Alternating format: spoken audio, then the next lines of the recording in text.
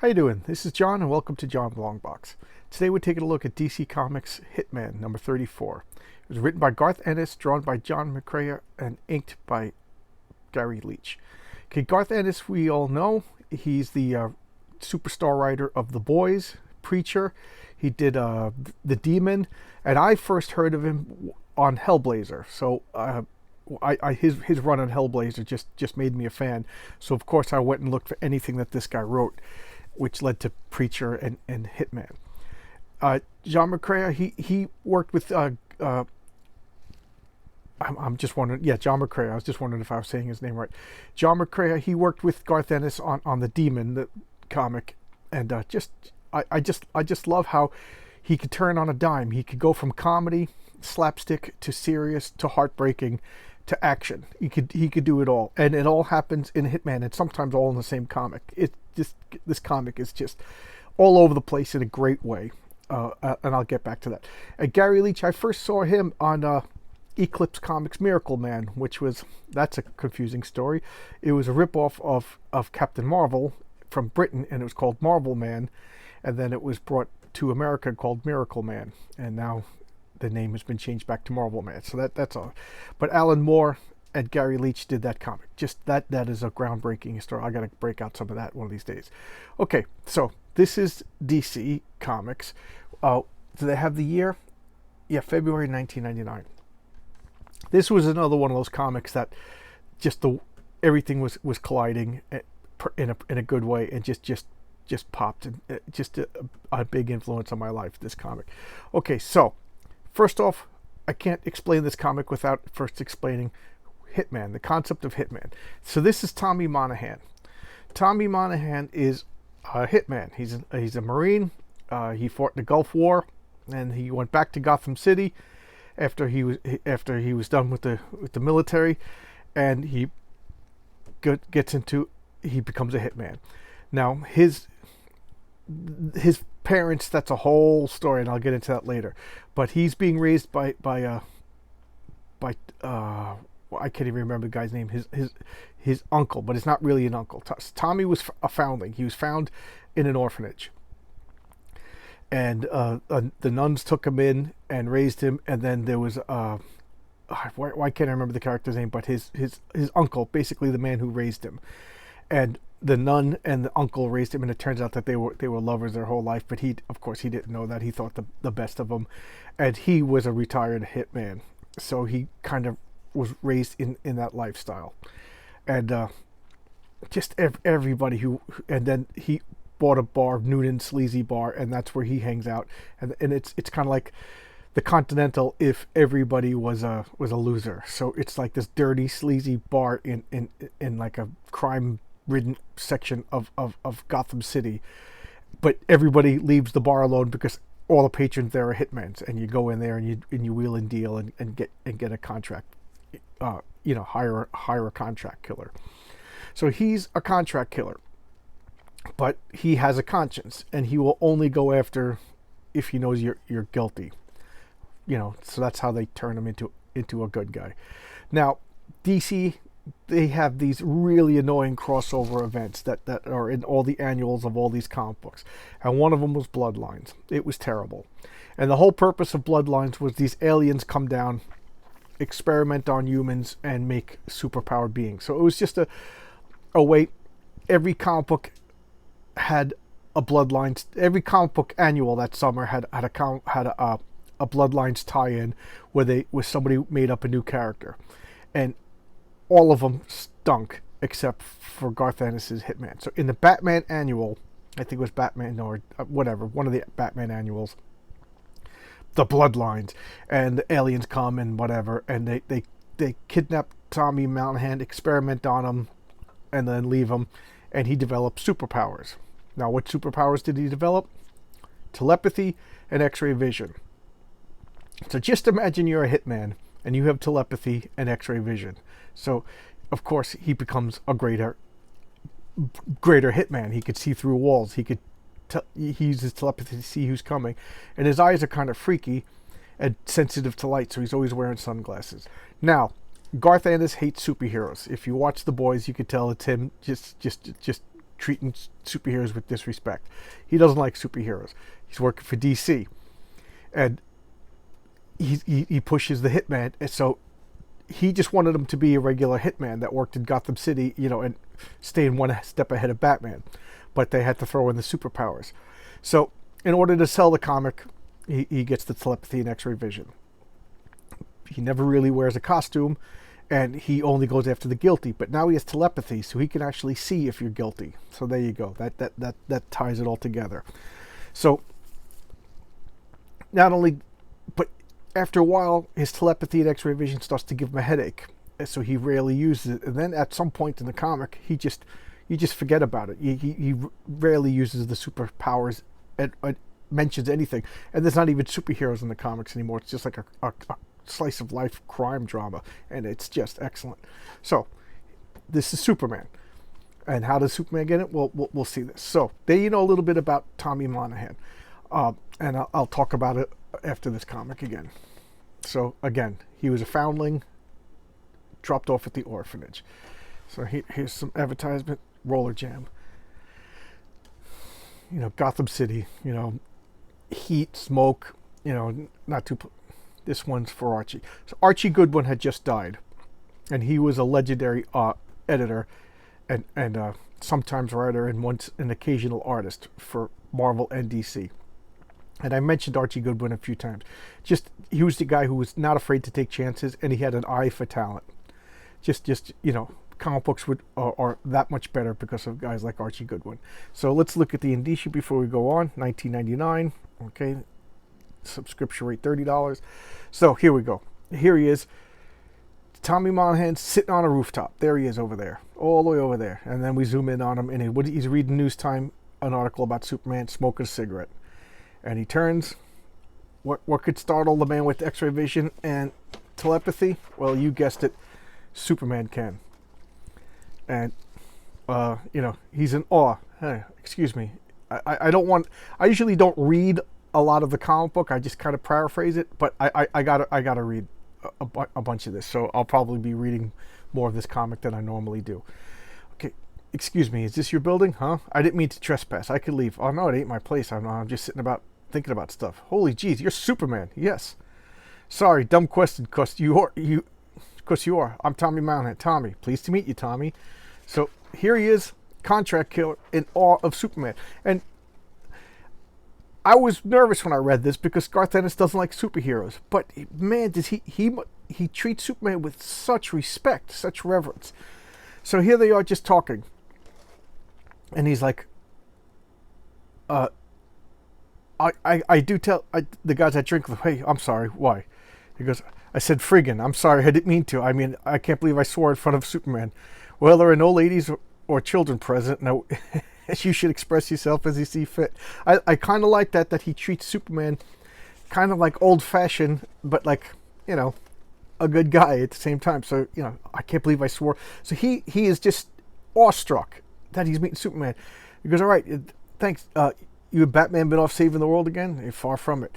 So Superman is troubled. So what he says is, he goes, I'm having a bad day, and you looked by yourself, and I just wanted to talk to somebody, and you were sitting there, and whatever. So Superman just needs to not blow off steam, but like, well, you'll see. So Superman just wanted to a friendly ear. What is I guess it. So he's going, yeah. He goes.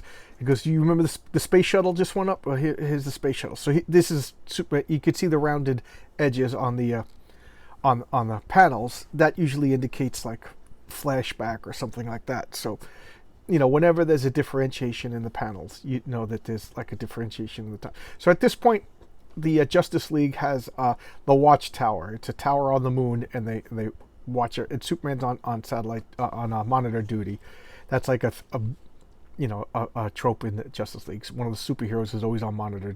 Why they don't just hire a civilian to do monitor duty, so guys like Superman can actually be out saving lives, doesn't make sense to me, but what do I know? So here we go. Superman's on monitor duty, and he notices that the space shuttle Yeager is having problems. So he's using his super senses, and he goes out to go in it. He breaks in. goes, "Holy, stay back. What's wrong with the ladder?" Nothing. When the engines blew out, the hardware shielding, blah, blah, blah, Commander Key died and trying, and we're dead too. So this guy's freaking out. He goes, "Nobody's going to die here." He goes, "I was so sure of it." He goes, and they relaxed. He goes, let's get out of here. So you two survivors. So what? Superman goes out. This particular shuttle has a nuclear reactor. You know, it's comic book, so that it's more advanced. So he goes out. He closes the hatch door that's letting out this nuclear radiation. He closes that. So first thing he does is make sure that it doesn't blow up and irradiate everybody on the Earth. First things first. Then he goes. While he's doing that, that gives these two guys time to launch their escape pod and get out of there, because he can't just take this damaged nuclear thing back to Earth.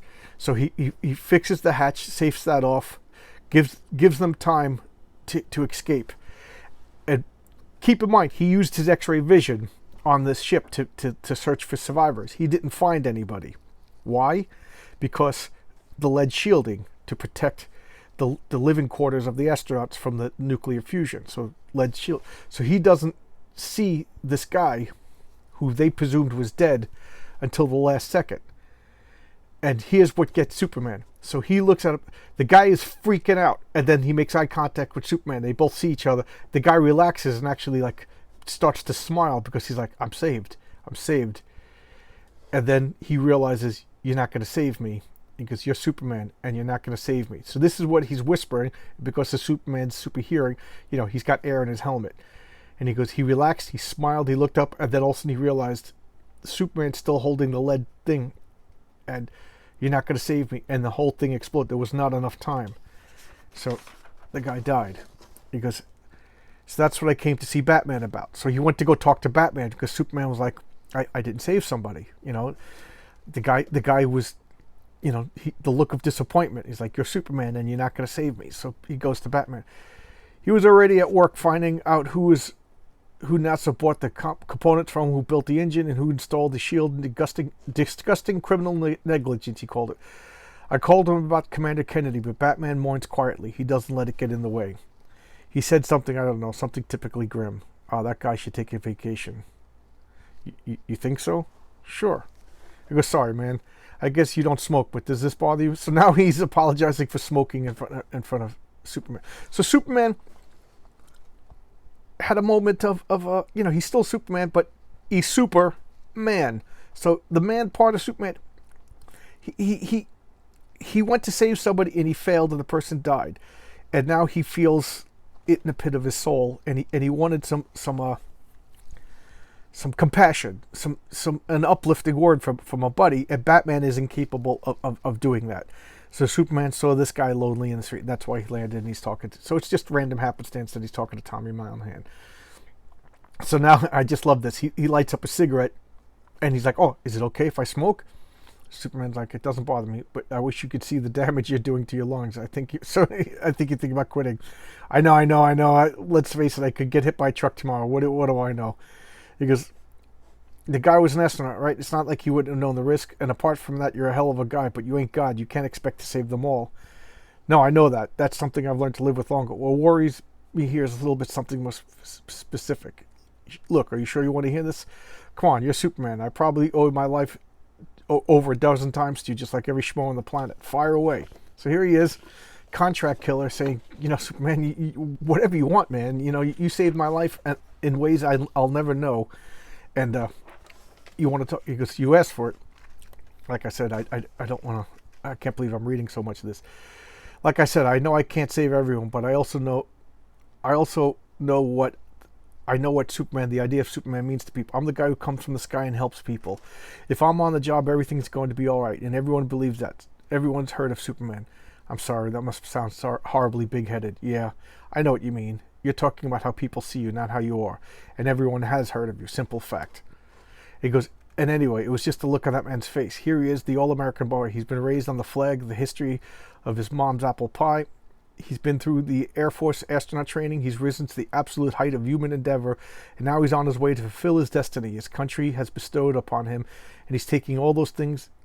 He's taking all those things that he believes with him, the things that he's certain of, the shot heard around the world, the Alamo, Custer's last stand, a few Marines raising the Star Stripes in Iwo Jima, America, the greatest country on God's earth, and Superman. If Superman's here to save him, he need not be afraid. And that's what I'm scared of. And that's what I'm scared everyone believes, the one truth above all. No, he can't be everywhere at once, but if he's there, I'll be safe. The moment came for Colonel James Kennedy, commander of the Eagle, and Superman let him down. Damn, that gets me. That actually gets like me emotional. So Superman finds it hard to live up to the myth of being Superman. And that's how you do a Superman comic. I mean, he's unbelievably powerful. You can't relate to him. So you just have to talk about, I think, like, the concept of Superman is more important than the character Superman. I don't know what I'm confusing the point that I'm trying to say, so I'll just drop it.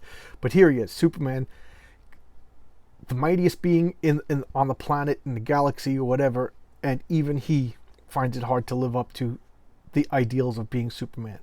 And he's having a moment of a reminder that even he can't live up to being Superman, even though he is Superman. He goes, you can't help what people are going to believe about you. No, but I have to live with it. You know? He goes, geez, you're everything that's great about this country, and you don't even know it. And here comes one of the greatest speeches in comic book history. He goes, come again? Hey, let me tell you the problem with America, okay? This could be the greatest planet. This could be the greatest place on earth. It really could be. You got all these different people coming here to get away from oppression and poverty, all looking for a better life. But what do? They hang on to all the things that got them in trouble in the first place. They want to go on fighting the same wars and hating the same people they did in the old world. Excuse me. They want to be Italian or Greek or Irish or Polish or Russian or African or Vietnamese or Cambodian or whatever. And they hang on to all that. And they stick to their own kind. And everyone stays suspicious of everyone else. For what? Culture? History? What the hell is all that? A bunch of stuff your folks said you had to believe in all your life? What does it make it? It makes it real. But you, man, you showed them. You showed them how it's done. You're the classic immigrant guy who comes to the States, joins the melting pot. It's like you're saying, okay, I'm from planet Krypton or whatever, but that's all in the past. I'm starting over. I'm American. What can I do to help? What a great speech. What a great speech. And that's why I love comic books. And I've heard it before, and my grandmother used to say it. She was Irish, so you take it with a grain of salt. But she always used to say, if you want to look for a patriotic America, look to Ireland. She goes, there's no greater people who love America more than the Irish. And here's Garth Ennis. Comes to America, and then I think writes one of the greatest speeches on America I've ever read. I just love that. I've never really thought about it like that before. Makes sense to me. Hey, you see that guy across the street? Yes, that's Figs Kernahan. Runs protection gambling, probably half the dope in the Cauldron. The Cauldron, that's the neighborhood in Gotham City where he lives.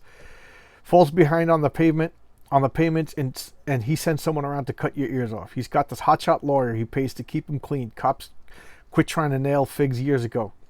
Got fed up for being sued for harassment. I come out here and I see that guy and I think, we ain't quite there yet, are we? We got a long way to being great. We got a chance to start over, a chance to be somebody, and yet even a chance to be saved. And if a chance is all we can hope for, well, then maybe that ain't so bad. And then Superman stops to think. He lights up another smoke. Perhaps you're right. I've taken up enough of your time. I should go, hey, no, it's been a pleasure. It's late, but I appreciate what you said to me. I truly do. Well, it's just my opinion, and everyone knows me. I'll tell you, I've got an opinion about everything. Hey, I just thought of something. I don't suppose, I mean to feel like a total geek for asking, but I'll never get this chance. I really would love it, you know. It's not for me, it's for my little girl, no problem. So he's asking for an autograph. And I just love that Garth Ennis is just so respectful to Superman. You know, in the second issue of Hitman, I'm laughing just thinking about it. In the second issue of Hitman, they put Batman in it because they're trying to sell the comics. Or usually in the second issues of comic books, they have like Spider-Man as a guest star, or Superman as a guest star, or Batman as a guest star. So they had Batman as a guest star in the second issue of Hitman. And Tommy went on a date with an Indian girl. And he went and got Indian food, and of course he's lying, telling her, "Oh, I love Indian food; it's my favorite." You know, he's trying to impress the girl. Excuse me. Talking so much, I gotta get a sip of water. But he's never had it before, and he's feeling woozy, and he drops the girl off for the date. He really likes her, and he's trying to impress her. So, and now he's walking back to the bar, and then he has a couple of drinks. So he had a couple of drinks, Indian food that he never had before, and he's walking out. Man, who shows up? Batman, to warn him. I see you back in town, Tommy. I don't want you, doing anything wrong. I'll be watching you. And what does he do? He pukes all over Batman. And that's Garth Ennis too. And then in issue 16, Green Lantern shows up, and they have drinks in the bar, and they're all telling stories, and it's Green Lantern's turn to buy around, and he's like, I don't have any money. I have no pockets. So they pick him up, and they give him the 23 Skidoo or the 86. They pick him up and they throw him out the bar into the snow. But Superman comes, so I got a little nervous. Superman comes in, wonderfully respectful. One of the greatest speeches in comic books. And then he flies away, And he's like, wow, what an unbelievably cool guy. And what does he do? Sets up his gun. Takes a shit. Good night, Figs. Blam. There's the blood. Evening, tons of fun. Yeah, listen, you too. Listen, it's done. Meet me in front, and we'll pick up the 5,000 on the way to Noonan's, and then the drinks are on me. Yeah, we could stop at the Bucket Burger. We better, just in case you're wasting away to nothing. At least that's all I could see. And hey, whatever you're gonna, and you're never gonna believe who I ran into tonight. And then there's Superman flying away. And there's Superman hitting super speed. And the name of the comic was Of Thee I Sing. Just a great comic. Just an unbelievable. And I love that. There was the gun laying down behind Tommy there, but Superman was too polite to use his X-ray vision to scan everything. Superman came down. He doesn't invade your privacy. He had no reason to suspect Tommy Monaghan. Just a guy sitting on the roof smoking a cigarette. I just love that. What a great comic. So here's the letters page. Recoil is the name of the letters page. Charles D. Brown, this guy's a letter hack, wrote millions of letters. Charles Sperling, Calvin, I don't know these guys. And then the next issue, okay. Tommy's world is rocked by the appearance of a stranger, and things will never be the same. Okay, Tommy Monaghan. This comic that I just showed you, Hitman 34, I think is one of the most poignant comics I've ever read. Just wonderful comic. It hits me in the gut, gives me the feels. This comic, if you could read this comic book and not be teary-eyed by the end of the comic, then you have no soul. This is the story of how Tommy ended up in the orphanage. Little spoiler alert, this is Tommy's mother. And then she wrote the name of the baby in her own blood in the snow.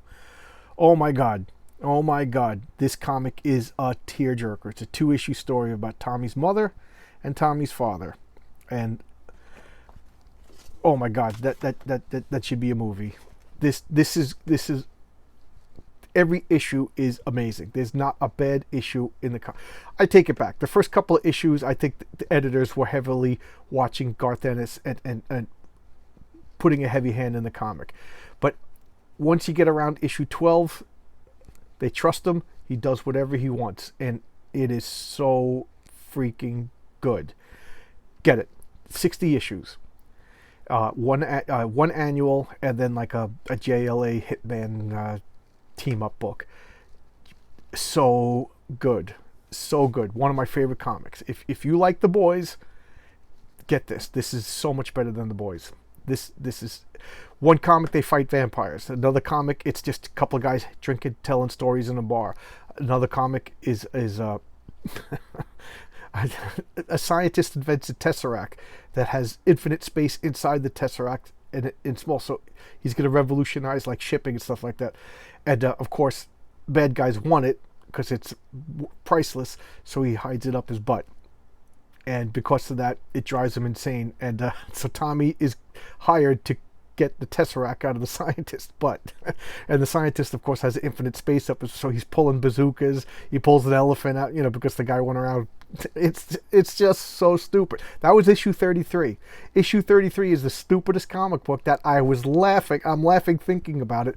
And then issue 34 is this poignant. Oh my God, like I said, it gets you teary-eyed out of like patriotism and how this Irishman can have such a love and respect for America.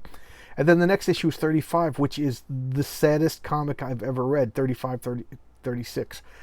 Oh, just so good. And I think 37 is Tommy fights the King of the Vampires. It's just all over the place in such a good way. And then he needs to leave town for a while because of, the mob is coming after him. And so he flees. He goes to Africa and he becomes a mercenary in like the Libyan deserts. And oh my God, it's so good. I love this comic. I can understand if you buy the first trade paperback of the first 6 issues and you're like, I can understand that. It's just stick with it. Just stick with it. I stake my reputation on this. Just stick. It's so good. And that's all I really got to say. Tommy Monaghan is one of the great comic book characters, and nobody else but Garth Ennis wrote him. I'm sure you could figure out what happens in the last issue by what I just said, but it's worth it. It's so freaking good. And I love, he starts out, he's a killer. He gets this telepathy. He's a killer who tricks himself into thinking he's a good guy. Then he becomes a good guy, and he goes out a hero. Just that's it. Just a great character progression. Redemption arc. That's all. That's what he does. He redeems his entire life. So good, and I don't want to spoil anymore because every issue is a surprise. Every issue is a delight. That's Tommy Monaghan, Hitman by Garth Ennis and John McCrea. So good. One of my highest recommendations. I love this comic. All right, thank you for your time. I appreciate it. I thank everybody who takes the time to watch my videos. Thank you so much. All right, see you around. Bye bye.